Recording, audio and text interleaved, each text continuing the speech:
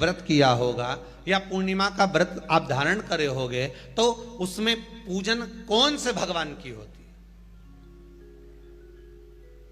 पूर्णिमा के व्रत में किस भगवान की पूजन होती है? तो कहा पूर्णिमा के व्रत में केले के खंभ लगाकर पूर्णिमा का जो अध्यापन होता है, पूर्णिमा की जो पूजन होती है, उस पूजन में शंकर और पार्वती की पूजन की जाती है, शिव और नारायण की पूजन करी जाती है, शंकर और पार्वती का स्मरण किया जाता है। किसकी पूजन होती है? शिव पार्वती।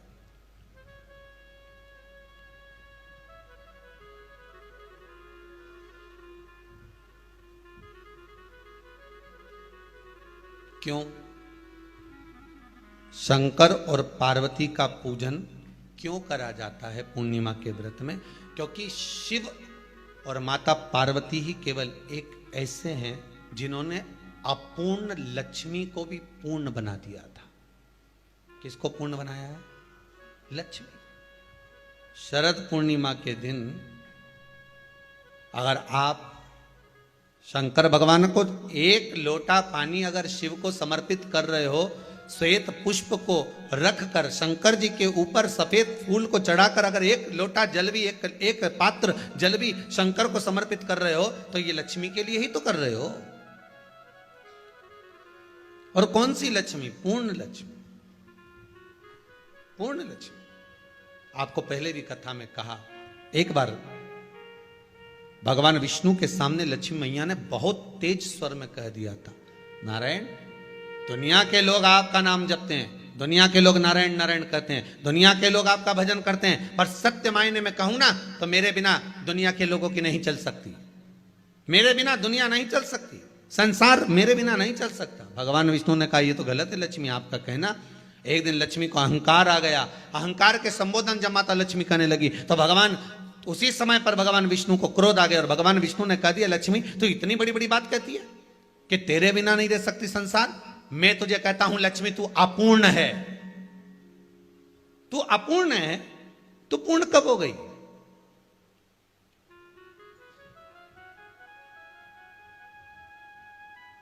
तेरी पूर्णता कहां हो गई? लक्ष्मी की आंख से आंसू बहने लगे, आज आपने मुझे अपूर्ण कहा है।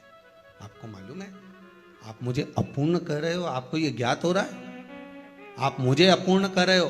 भगवान कहते हैं, हाँ लक्ष्मी, मैंने तुझे अपूर्ण कहा है। अपूर्णता का मतलब आप जानते हो ना? भगवान कहते हैं, लक्ष्मी मैं सब जानता हूं। लक्ष्मी रोती हुई माता सरस्वती के पास पहुंच गई। सरस्वती ने पूछा, क्या बात है लक्ष्मी, क्यों रो रही हो? लक्ष्मी जी ने कहा, क्या बताऊं सखी, मेरे पति ने आज मुझे अपूर्ण कह दिया है। तो क्यों रो रही है तू? अपूर्ण अगर कह दिया, पति ने ही तो कहा है ना, तो क्यों रोना? चल मेरे साथ में। और सरस्वती मैया माता लक्ष्मी को लेकर सीधे पहुंच गई माता पार्वती के यहां।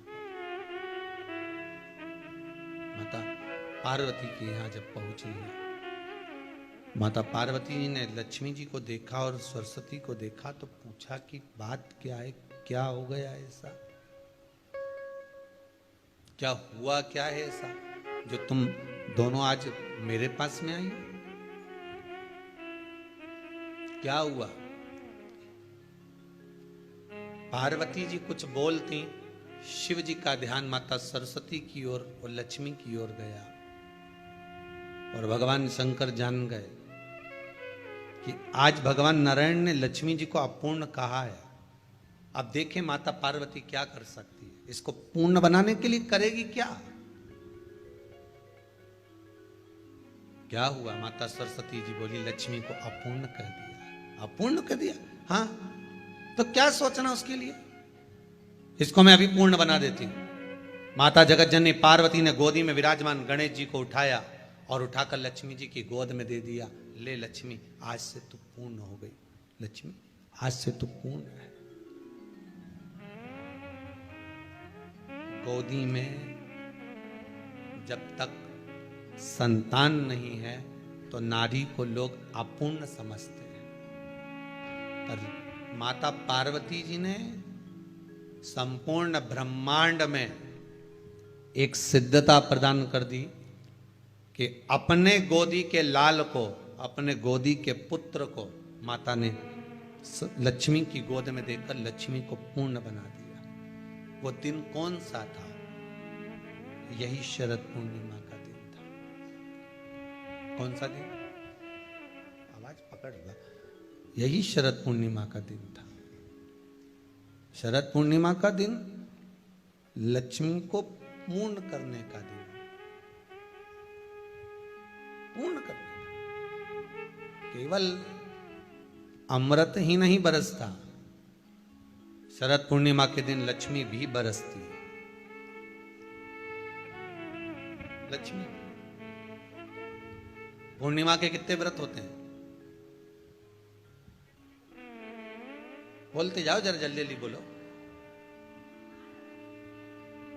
पूर्णिमा के नारियों को, स्त्रियों को अखंड सौभाग्य के लिए, जो नारी वेधव्य नहीं होना चाहती है, उस नारी को पूर्णिमा के कितने व्रत करना चाहिए? जिस नारी के यहाँ संतान नहीं हो, औलाद नहीं हो, उसको पूर्णिमा के कितने व्रत